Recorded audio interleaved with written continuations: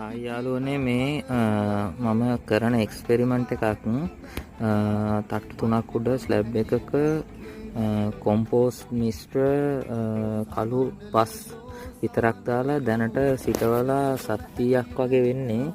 මම දැනට දවස් 2කට කලින් දවස් 3කට කලින් ජිපියොන් මිලි 30ක් දාලා ලීටර් 16ට ස්ප්‍රේ කරා.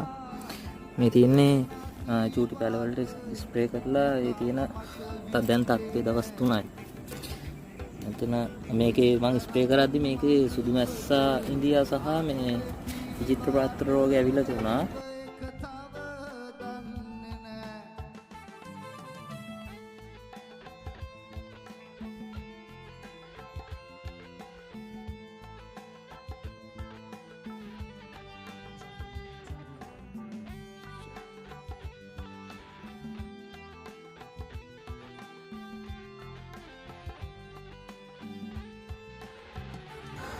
දැනට මාසෙකට කලින් වීඩියෝ එකක් ගත්තා.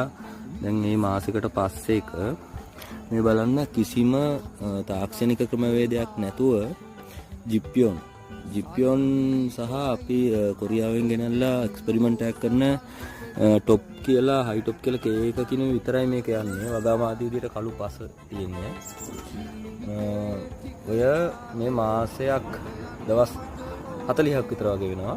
දවස් 40ක් විතර වෙද්දී මේ වම්බටු ගහක තත්ත්වය මේ ඉඳලා ලොකුවට මොනවත් මේන්ටේන්ස් කරන්න නැතුව ෂේඩ් එකක් විතරක් දාලා මේ තියෙන කිසිම මූලික පොහොර මොනවත්ම නොදා අපි ජිප්පියොන් මේ කළු පස් වලට ජිප්පියොන් ස්ප්‍රේ කරා ලීටරයට මිලි එකක් දාලා පස් වලට ස්ප්‍රේ කළා. සති 3කින් තමයි පැලෙන්නේ. පැලෙන්නලා මේ තියෙන්නේ ඒක සාර්ථකත්වයේ වම්බටු. වගාව මේ අනිත් එක තමයි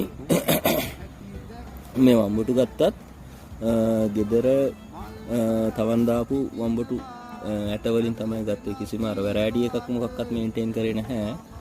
මේක මට බලන්න ඕනුනේ මම කොරියාවෙන් ගේන ෆර්ටිලයිසර් එක කොහොමද ප්‍රගතිය කියලා මගේ ඇස් දෙකෙන් මම මේ ගෙදර තුන්වෙනි තට්ටුවේ ස්ලැබ් එකේ තියෙන්නේ. බලන්න මේ කඳක වුණත් මහත මේ මාසයක් වගේ වෙන වම්බටු ගස්. මම අර මේක ගොඩක් පත්‍ර ආපු නිසා පත්‍ර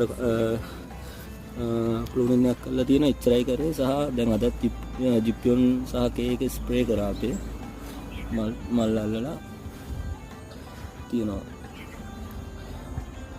ජිප්පියොන් මේක කිසිම කොමිනාශක මොනවත්ම නැහැ. මේක අර 11ක් උලට දලඹුවයි ඒක සහ සුදු මැස්සක කේස් එක ඇවිල්ලා ඒ පළවල පල්ලෙහා නර්සරි එකෙන් ඒ කියන්නේ තවන් දාලා අරන්